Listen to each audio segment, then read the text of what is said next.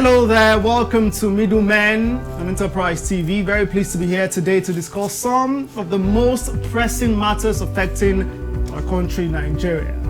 On this show, we don't shy away from the tough topics. We dive headfirst, sharing honest opinions and perspectives on the things that matter most. And so today, Juro Evans Tufeli will be presenting a case titled "A Note for the Man Next Door." This is a powerful message of hope and encouragement for men struggling with their mental health, relationships, and overall well-being. And then we'll turn to Juro Henry Igwebuike, and his case will be titled "When Community Normalize Evil." A powerful message about the dangers of normalizing evil behaviors and actions within Nigerian communities. And finally, we'll listen to Juro Olajumoke Alawode James on our case titled "Who Are Nigeria's Agencies Working For?" Well, we'll get to know that very soon, so stay tuned yourself. And then we have my humble self, Juro Kingsley Basi, and my case titled "Let Children Simply Be Children." This is a powerful message that gets the heart of the importance of allowing children to enjoy their childhood without being burdened by the pressures of adulthood. Well, all of this and more you get to be part of after this very short break. So don't stray breath, and welcome to Middlemen.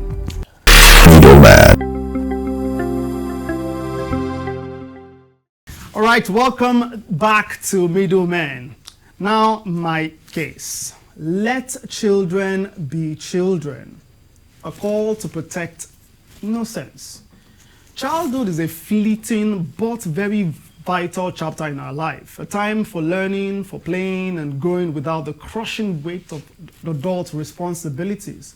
Yet, too often, Nigerian children are forced to shoulder burdens far beyond their years. Whether it's hawking goods under the scorching sun, enduring excessive corporal punishment, or being denied the right to simply play and explore.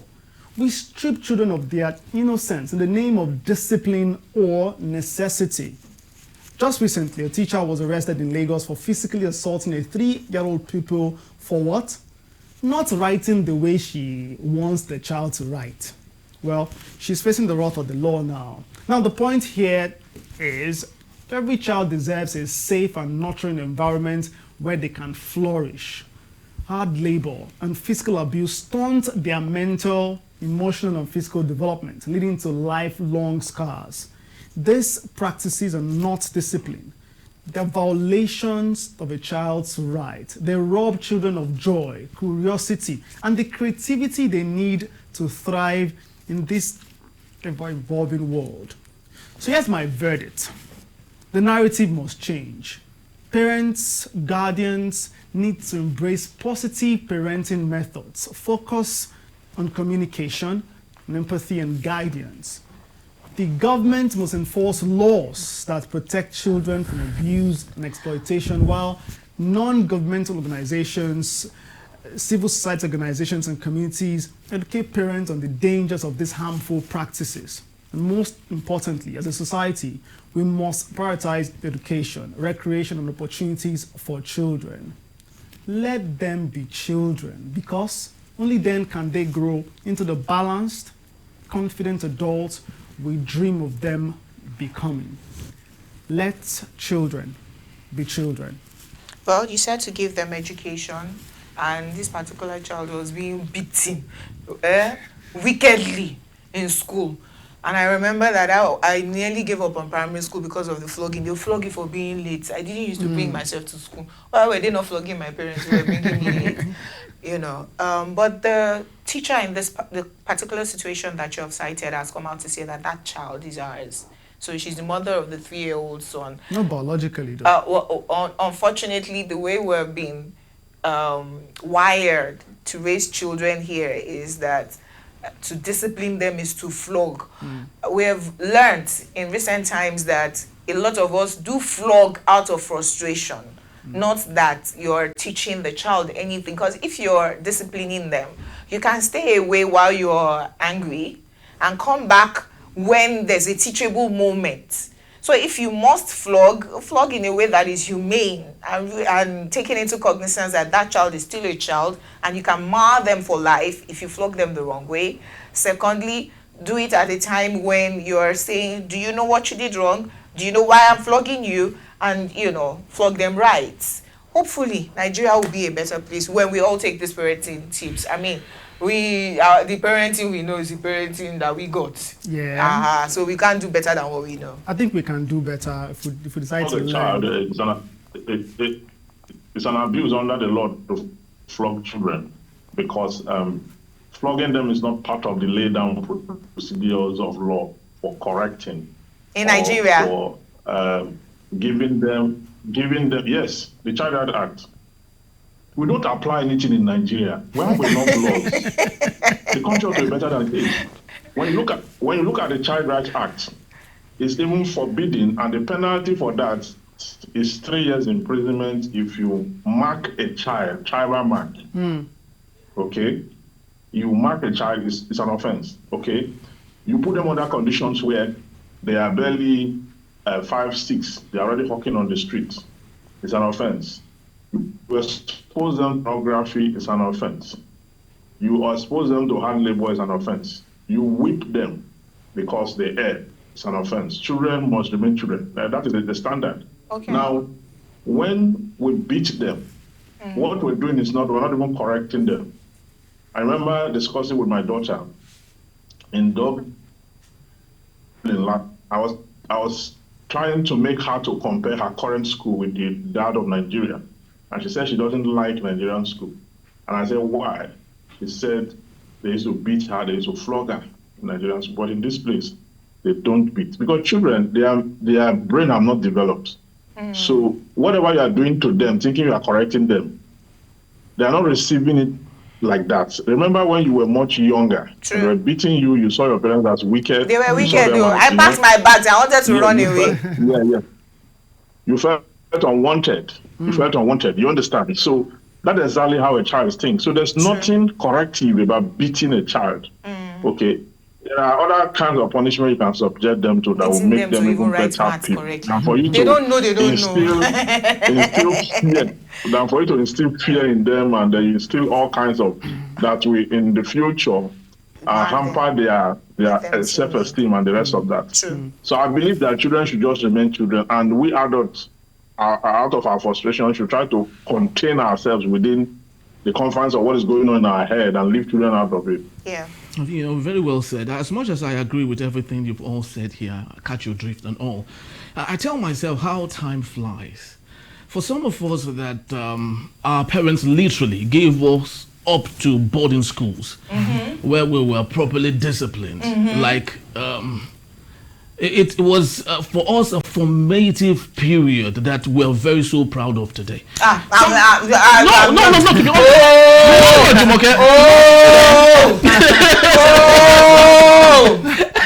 So you know what? If I'm giving up on school now, all this plenty English that I'm speaking, I'll be speaking Yoruba. No, you wouldn't. To be honest to you, right? The training and the discipline, the formative period, was the reason why you didn't give up on school. I tell nearly you, gave up. and I bet you, right? Those I that saw were my born, primary school teacher on the road and said, Mr. Gbenga, you know I nearly gave up on school. He went to go and sue me 500 million that I damaged his reputation. Well, but to be honest with you, right? I disagree absolutely with you. The demography of those that were born between 1970 and possibly 1999, apparently are those running every sector of Nigerian economy and beyond Nigeria your today. Statistics And I tell you the truth, right? Oh God, you are not yet Gen Z. I pity for the next 20 years. Generation Alpha. Years, yes. This those was that will be in before charge. they even start talking, they are already working on computer. Honestly, we would rather have a more LGBTQ prone society in the next 20 to 30 years. I don't agree. I bet you. We just have more freedom. That's what's really happening. Okay, you are in any case, let children continue to be children, right? Children need to continue to be children. I'm just going to very quickly refer to the cited case of the teacher somewhere in Ikorodu, Lagos, who has been arrested and she's being prosecuted now. the backlash on social media is funny because, well, we saw the video go viral and people started commenting. Think about the very rural areas in Nigeria where That's parents, how we teach. where parents still literally spank their kids. Spank is you for know. learned parents. You We know. beat. You know what they call that in Yoruba? Abara and the Abara, rest. You know. 40, So Baron. you still do Oh, that God. just to correct. So what happens In to quotes. spell the road and No. Please, let's not go there. spoiling the child? There's Let's a not do difference. So I think we can do better, and there are parents coaches these days. We can learn from them as well. But yeah, let's go to break now. When we return, the juror from Rabbi Evans Ufeli will share a powerful reminder why it's okay to not be okay, and seeking help is a sign of strength, not weakness. Stay tuned to Middlemen.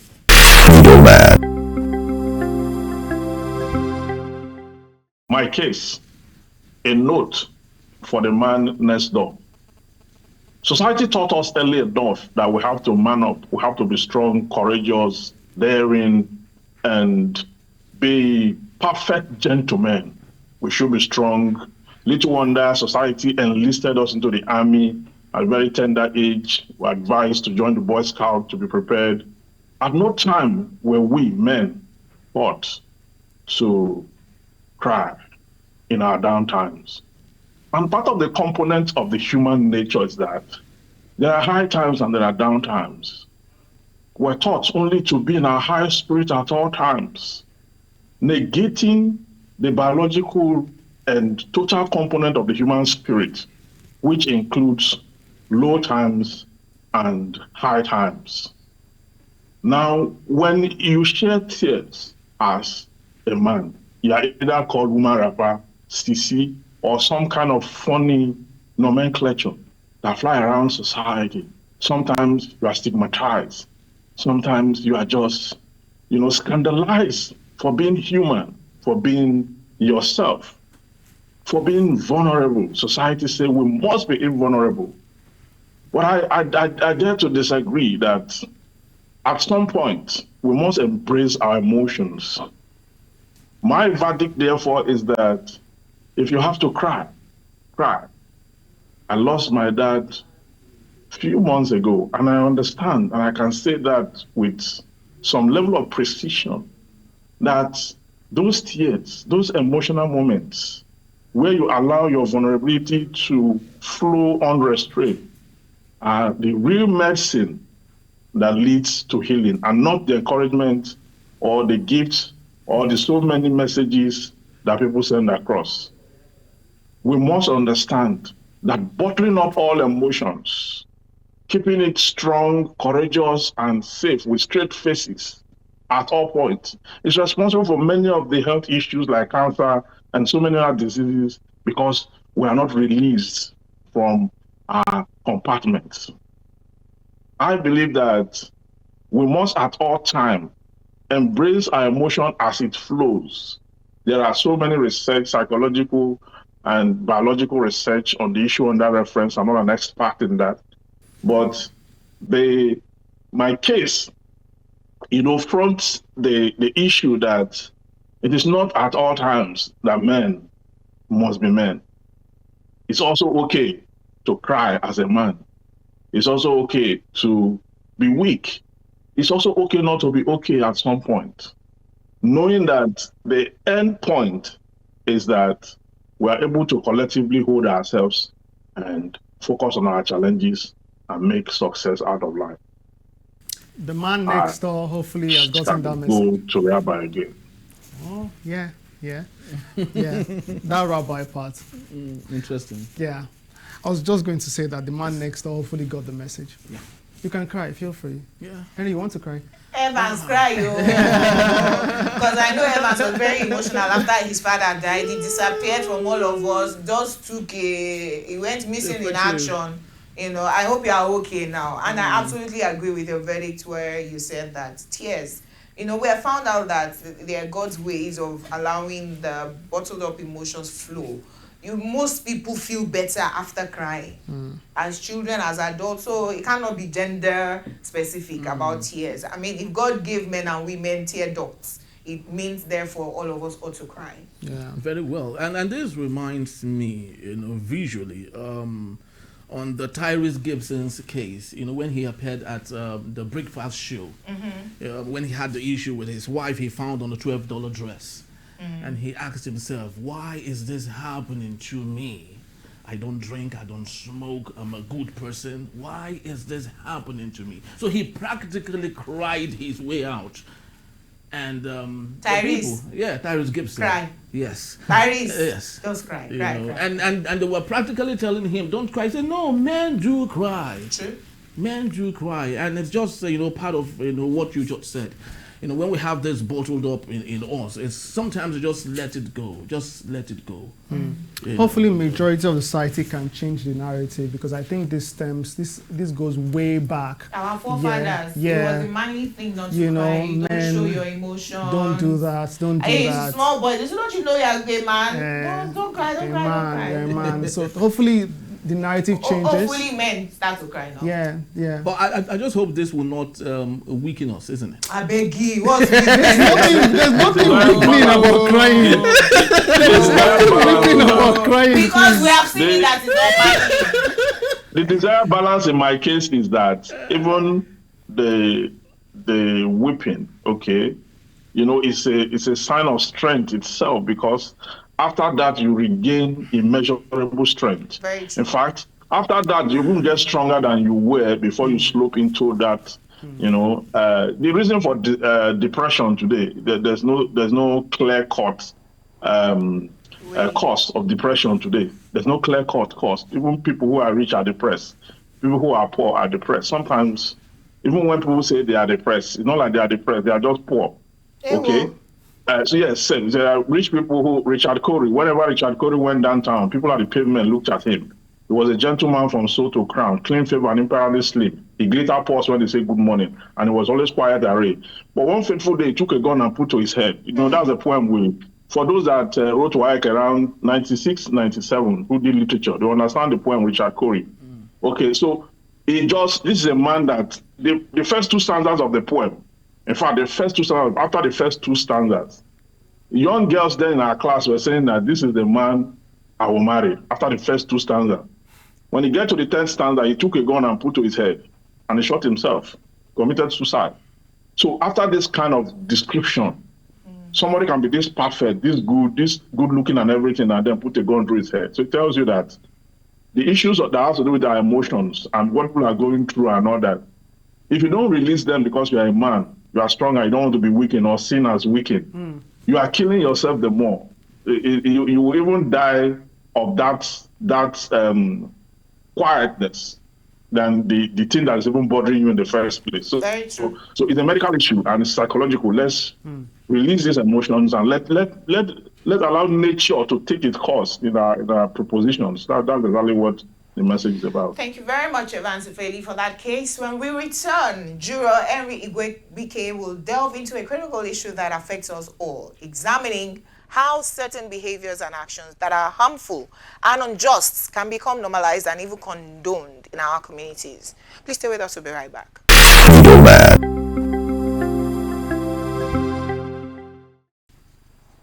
My case. When communities normalize evil, the case of Beatrice Ekweremadu. In societies across the world, communities often rally around influential personalities, even when their actions are morally questionable or outright criminal. The phenomenon where collective support for such individuals clouds the line between loyalty and complicity has profound implications for justice and morality. A notable example of this is the case of Beatrice Ekweremadu, the wife of former Nigerian Deputy Senate President Ike Ekweremadu, whose involvement in a controversial organ trafficking case shed light on the troubling dynamics of societal loyalty. Beatrice Ekweremadu, along with her husband, was convicted by a UK court in May 2023 for orchestrating a plan to traffic a young Nigerian man for organ harvesting. The scheme involved luring the victim to the United Kingdom under the pretext of a job opportunity, only for him to discover that his kidney was to be harvested for their ailing daughter.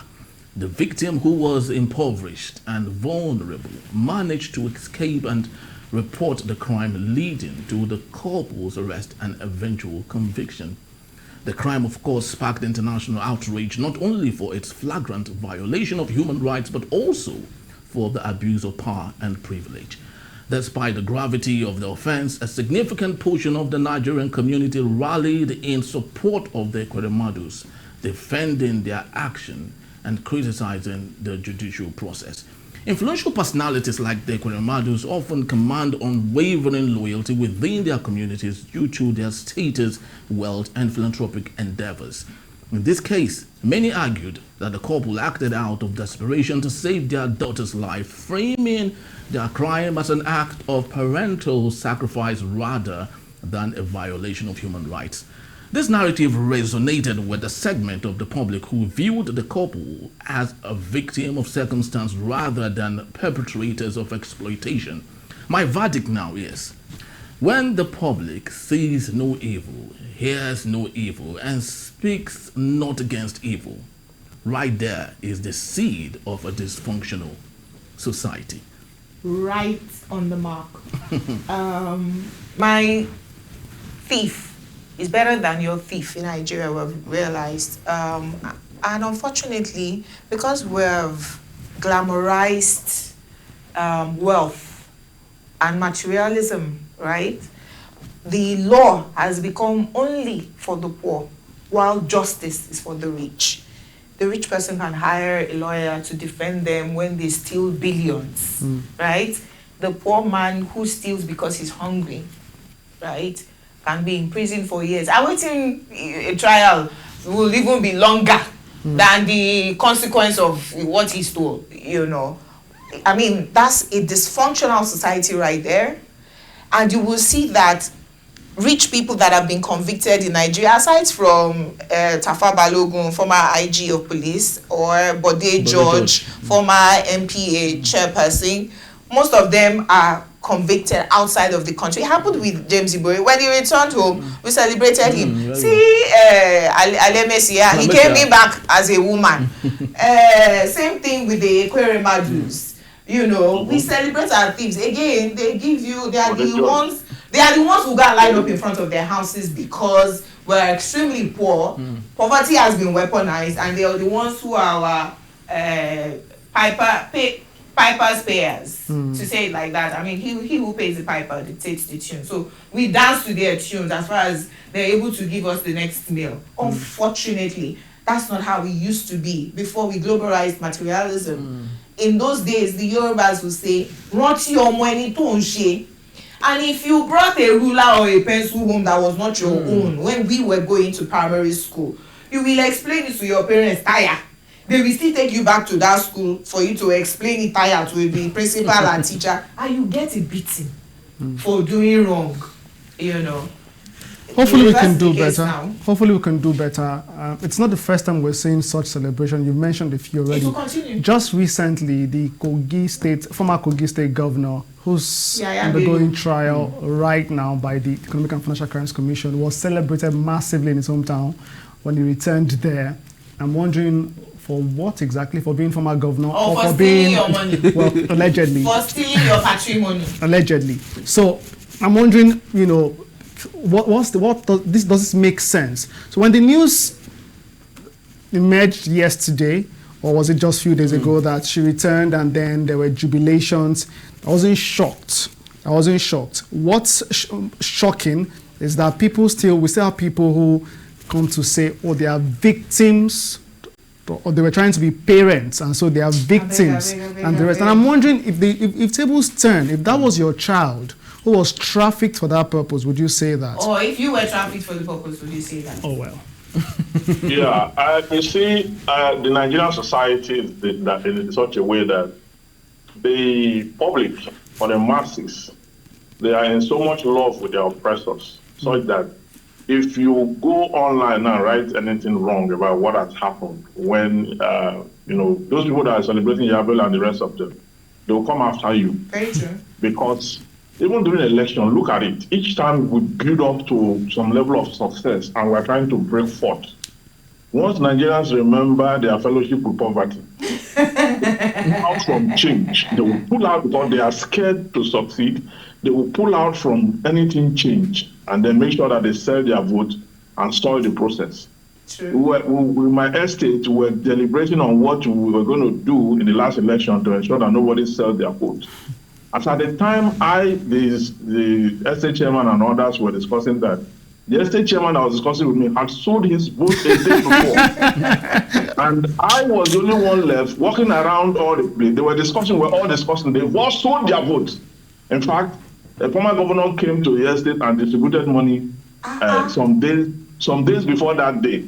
And they had also, I was the one coordinating, running on the day of the election. I was sweating on up and down. So when I got to the estate chairman, I told him, this is what we're trying to do. We are under attack. We have been infiltrated. He said, what are we trying to do? These are someone we're discussing. So at the end of the day, these people are a special breed. Nigerians are a special breed. The day they get close to breakthrough, they will be at the brink of it, they will pull out from it and go back to where they used to be before. And that's exactly what's going on. It's poverty. People continue to condone wrong. James Ibori, when he came back, almost the whole of his community, they sold Kindra uniform to go welcome him. Yes. But the judge, when he came out from prison, they all sold uniform to go welcome him. Then the next thing, they will now bring tribe into it and religion into it. Yes, so if it were a Muslim, if it were a Christian, they would treat him this way. If you're a Muslim, they will treat him this way. If you're from this tribe, this is how we treat it and all that. So at the end of the day, you get everything messed up. We're not conscious of change. And when a Nigerian is telling you about I wish this country had changed, would have done what I've done, he's not saying the truth, he's lying. He does not want the country to change. He wants the country to remain like this because the moment he gets close to change, he will pull out immediately. That's who we are. Very well said. This cannot be overemphasized. I call that enabling villainy. Very true. Very true. When we return, Juro Olajumoke Alawode James, a concerned citizen who has been following the activities of various agencies in Nigeria, is here to ask a very important question. Who are Nigeria's agencies working for us? That in a bit is still the Middlemen.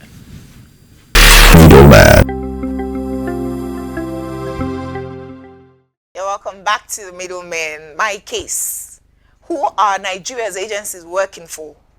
I've asked who the Nigerian government officials are working for before. Now it's the time to ask about the agencies. Who were they created to serve? Are they still effective? That's aside from paying salaries and working for the benefits of their DGs or MDs. We have over 2,000 agencies. If they name them, you will faint. Yet the mass population still live in abject poverty without access to adequate healthcare, education, infrastructure, and good governance. It was Barrister Evans Ufeli who said his age 5 years ago and said he had never seen good governance. He should not die like that. My verdict. Our agencies were created to work for the masses and alleviate their sufferings. But they have now become chop-I-chop agencies of Africa. The people have to get up and decide to take back their country. Evans Ufeli, have you seen good governance now? Or you are going to die like that without it? Well, I've not seen good governance in Nigeria till now. I mean, as at the time 5 years ago, I made that statement out of frustration.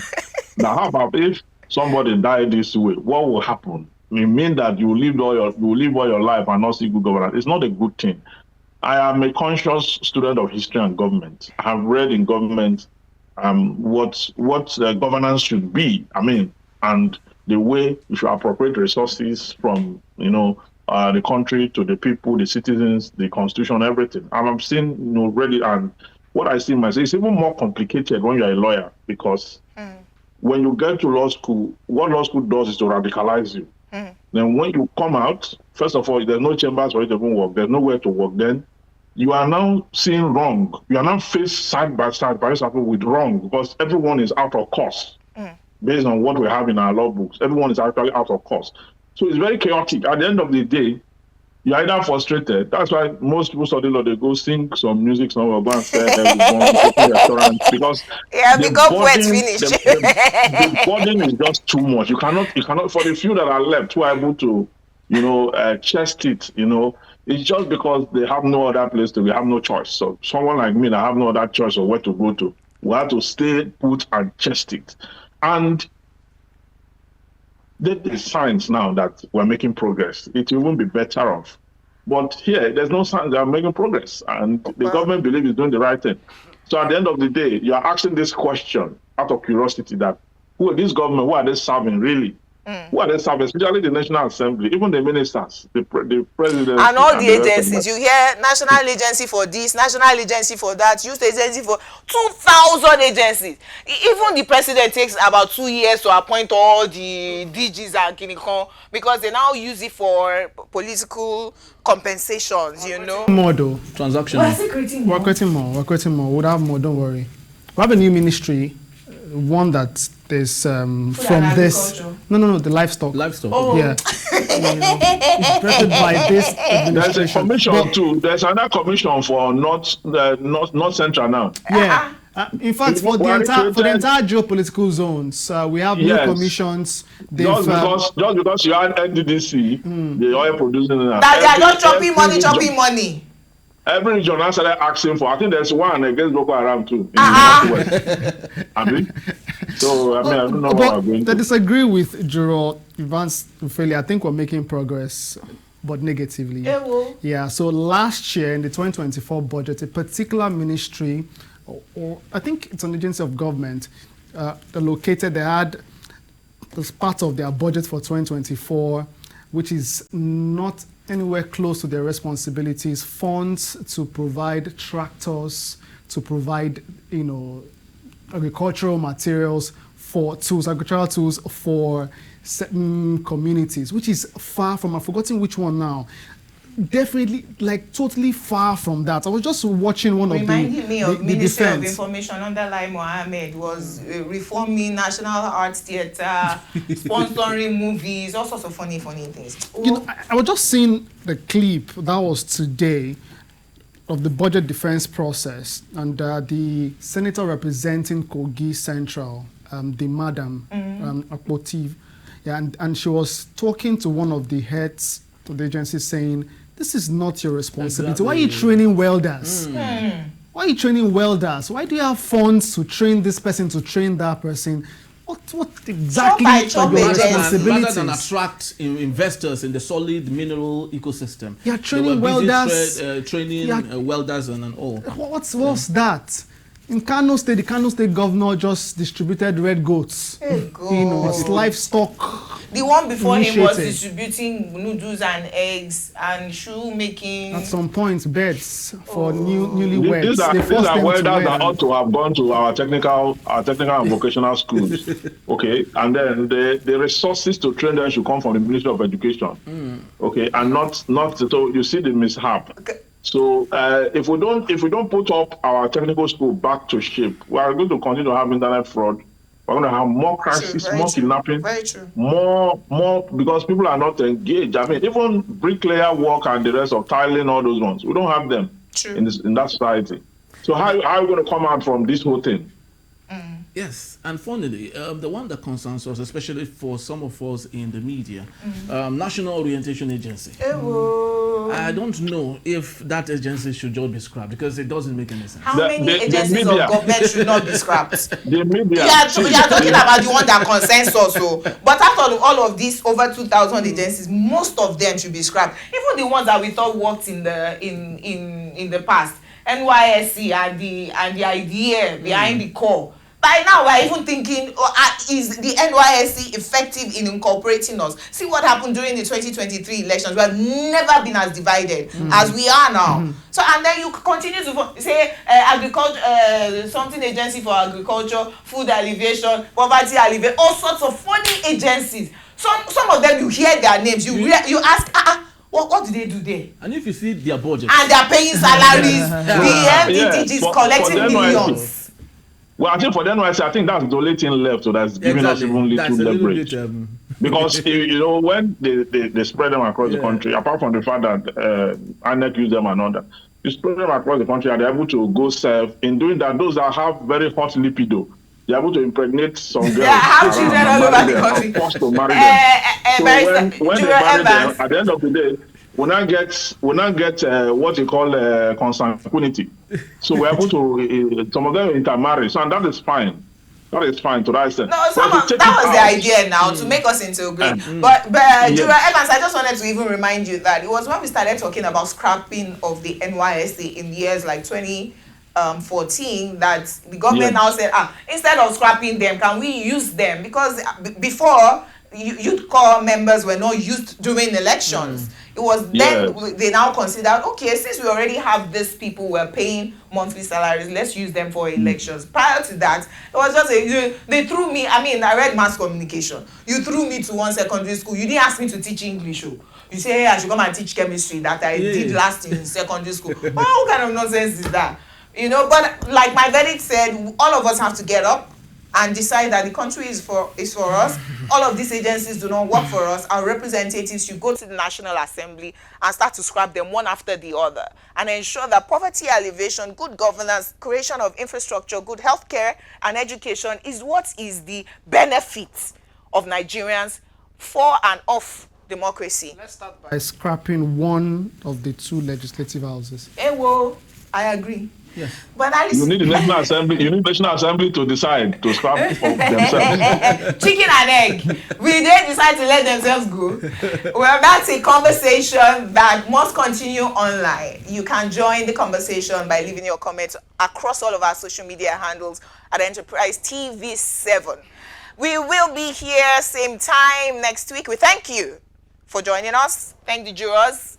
Evans, I see you are enjoying snow where you did. Bring somewhere you're coming. It's a hot country in Nigeria. And bye for now.